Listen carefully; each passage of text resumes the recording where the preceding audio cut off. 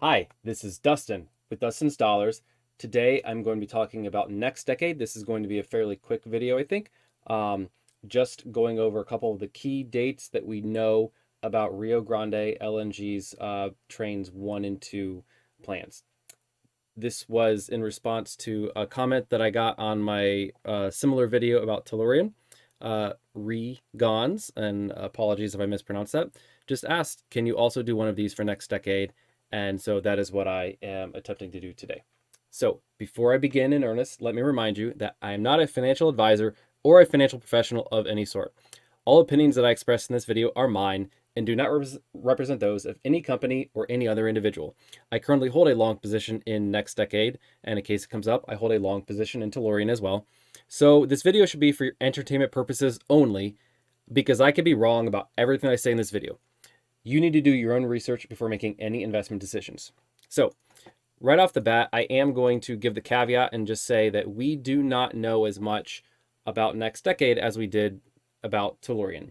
And specifically, we don't have the same level of details for their sales and purchase agreements that we have for Tellurian. Tellurian, we know it's written right into those contracts that are, or at least enough of the contracts that is made publicly available to us through the SEC filings of when those expire.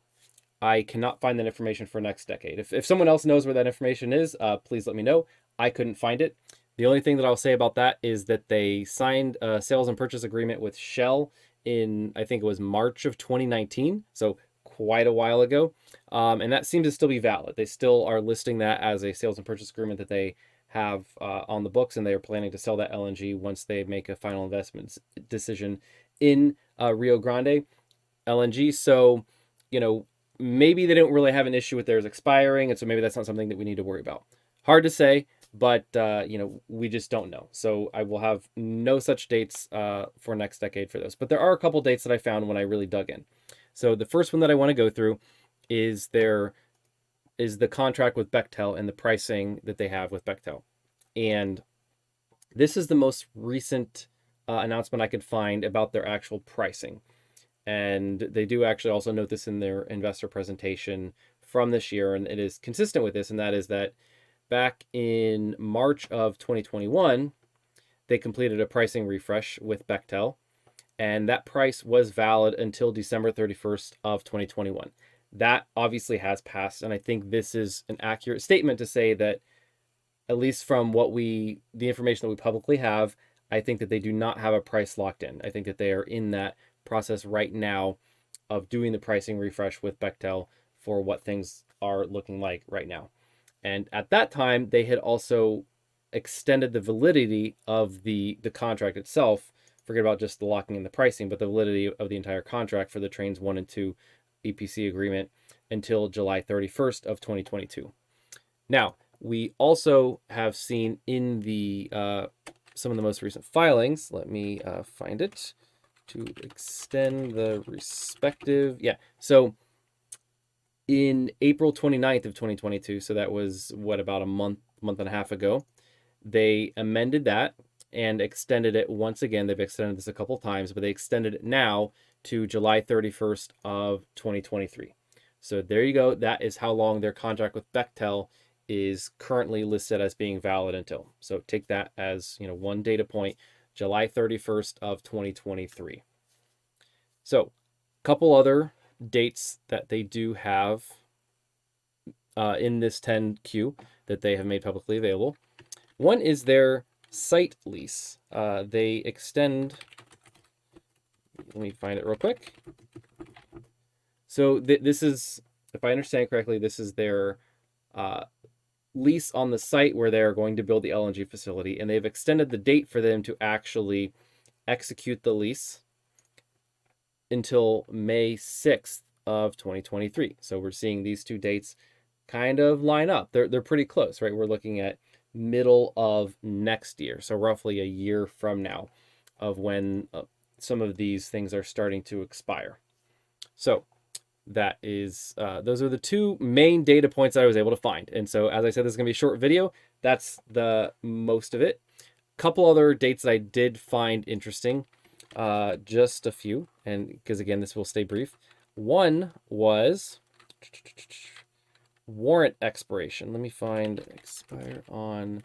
Yeah, so they have some outstanding warrants that are apparently they were issued in 2015 when they IPO'd, exercisable at a price of $11.50 per share that expire on July 24th of 2022. So they expire in a month and a half or so. And this was something that I'd seen these in the past. So they had these warrants outstanding. Looks like, unless NextDecade has a massive run in the next month or so, these are going to expire worthless, which for, I guess, shareholders like myself of the common stock, that's probably good because it just means less dilution. All right, and one other date in this filing. This is just a note if you aren't following very closely. The agreement that they have with one of their customers to purchase LNG with, and this is probably going to be incorrectly pronounced, Guangdong Energy Group Natural Gas Company Limited. This was actually not a fully executed sales and purchase agreement. It was a heads of agreement, but they do.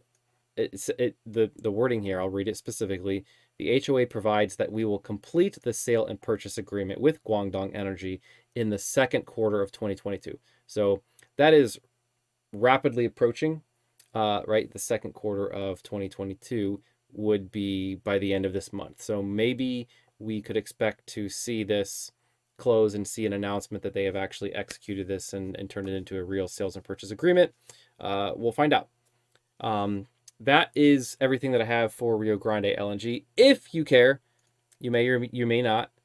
One additional, this isn't even a firm date, but this is just a projected date that this is not, again, Rio Grande the LNG. This is Next Carbon Solutions. But if you're buying the common stock, you are investing in both. That they did make this announcement that they agreed to do a feed study with California Resources Corporation, and that they project that will take about 6 months. So this is just one other thing, again, not part of Rio Grande LNG, but another project that they are working on that 6 months from May 5th, so sometime in early mid-November, if we are holding them to exactly 6 months there, then we should hopefully expect to see some announcement related to this. So just one other date, if you're following the stock, something that you want to look forward to, this is another one that we have. And that is it for today. As I said, there's slightly less here with NextDecade than we had with Tellurian, just because they don't publish nearly as many dates in their filings as far as I can tell. But that is it. So let me see if there's anybody in the chat, any chat messages. I don't see anything right now. I'll give it just a moment while I give my little normal canned speech to y'all. I usually do these videos around 9, 10, 11 p.m. Eastern US time.